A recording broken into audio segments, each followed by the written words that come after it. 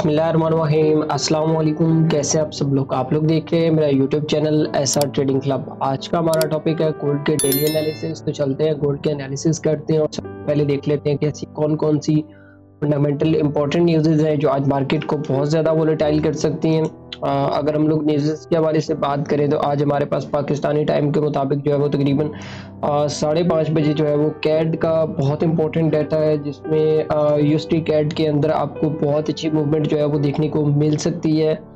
और अगर हम लोग बात करें थोड़ा सा इस सीपीआई के हवाले से, तो ये जो सीपीआई का डाटा है ये ओवरऑल आपको जो है वो मिक्स देखने को मिल सकता है। तो मार्केट जो कैड की स्पेशली मार्केट है जो कि दोनों साइड पे वोलेटाइल हो सकती है। और अगर हम लोग बात करें थोड़ा सा गोल्ड के हवाले से, तो गोल्ड में भी इसका इम्पैक्ट आता है, लेकिन ऑलमोस्ट कोई 70% तक इम्पैक्ट जो है वो आप इस गोल्ड के अंदर देख सकते हैं, क्योंकि आपको पता है कि 5:30 बजे जो है वो वैसे भी सेशन ओपन होता है, तो वो उसमें भी आपको हाई वॉल्यूम में काफ़ी ज़्यादा वोलेटिलिटी देखने को मिल सकती है।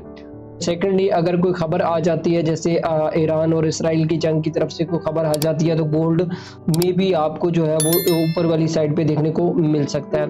तो चलते हैं अपने टेक्निकल चार्ट के ऊपर। टेक्निकल चार्ट के ऊपर देखते हैं कि गोल्ड में आई टेक्निकल क्या सेटअप प्रोवाइड कर रहा है। तो ये हमारे पास जो है वो ऑलमोस्ट कोई M30 का चार्ट है, और हम लोग थोड़ा सा बात कर लेते हैं इसके ऊपर और देख लेते हैं कि गोल्ड की मार्केट हमें आज किस तरीके से सेटअप प्रोवाइड कर रही है और प्रीवियसली मूव किस तरह का था। तो हम लोग थोड़ा सा उसको डिस्कस कर लेते हैं। अगर आप लोग प्रीवियसली यहाँ पे देखें इस एरिया के अंदर, तो मार्केट ने जो है वो यहाँ पे जब रेंज किया, तो रेंज करने के बाद काफ़ी जो है वो एक शार्प मूव आया, और शार्प मूव में आप लोग यहाँ से देखें तो अगर मार्केट ने यहाँ पे इस एरिया तक जो है वो एक ब्रेकआउट किया, और ब्रेकआउट करने के बाद प्रॉपर इस एरिया का छोटे टाइम फ्रेम के अंदर रिटेस्ट किया, और रिटेस्ट करने के बाद मार्केट जो है वो यहाँ पे अब इस एरिया में जो है वो रेंज कर रही है।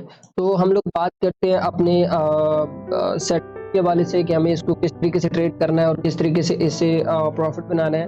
तो अब तक का जो करंट सिचुएशन के मुताबिक जो है वो अब का जो हाई है वो ये वाला हाई इसने 25.10 का हाई जो है वो लगाया, और इसको एक रेजिस्टेंस एरिया जो है वो क्रिएट कर दिया है। और अभी तक के लिए ये वाला जो सपोर्ट एरिया है जो 2487 का एरिया है, तो ये इसने एक सपोर्ट क्रिएट करके रखी हुई है। जैसा कि आप लोगों को पता होगा कि कल मैंने इस एरिया से आप लोगों को एक बाय भी करवाया था, और अल्हम्दुलिल्लाह उससे हमने बहुत अच्छा प्रॉफिट भी गेन किया।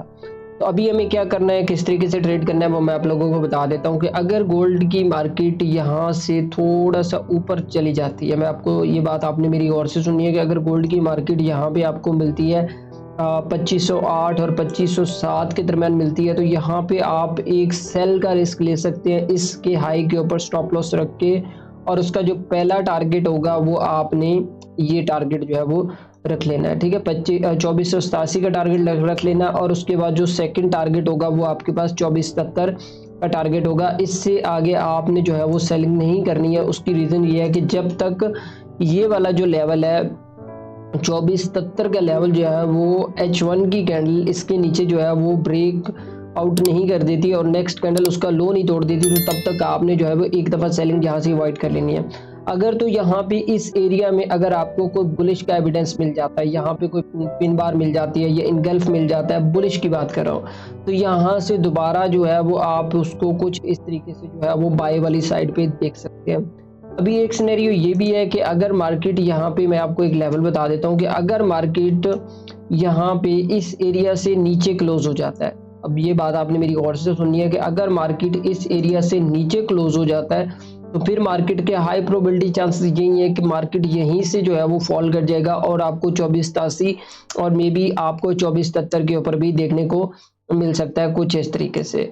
तो आपको जो है वो इन चीज़ों को समझना चाहिए। देखिए, मैंने कल भी आप लोगों को बताया था कि मार्केट जो है वो अभी शार्प मूव के बाद जो है वो मार्केट जो है वो अभी रेंज करना स्टार्ट कर देगा।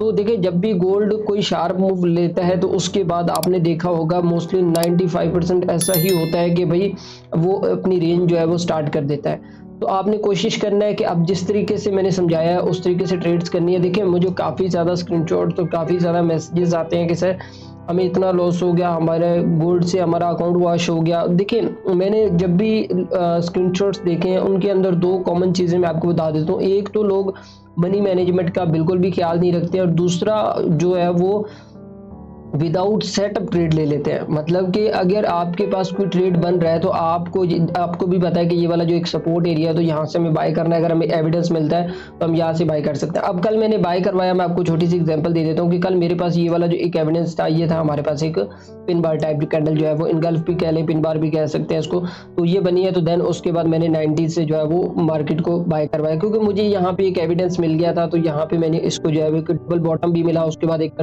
कंफर्मेशन मिली और अल्हम्दुलिल्लाह उससे बहुत अच्छा ट्रेड प्रॉफिट भी हम लोगों ने गेन किया। तो ये वाला जो पूरा मूव था, ये शार्प मूव हम लोगों ने, ये सिग्नल मैंने पब्लिकली भी दिया था कि किसी भी कोई भी बंदा जो है वो इससे प्रॉफिट बना सकता है। बाकी आई थिंक मेरे ख्याल में आप लोगों को समझ आ गया होगा कि किस तरीके से ट्रेड करना है, किस तरीके से ट्रेड नहीं करनी है।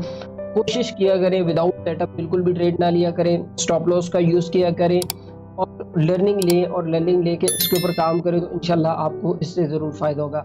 बाकी अगर किसी भाई को सिग्नल्स चाहिए हो या किसी भाई को कोई भी समझ नहीं आ रही हो तो अब वो राब्ता कर सकता है। तो मिलते हैं कल की वीडियो के अंदर, दुआओं में याद रखिएगा। अल्लाह हाफिज़।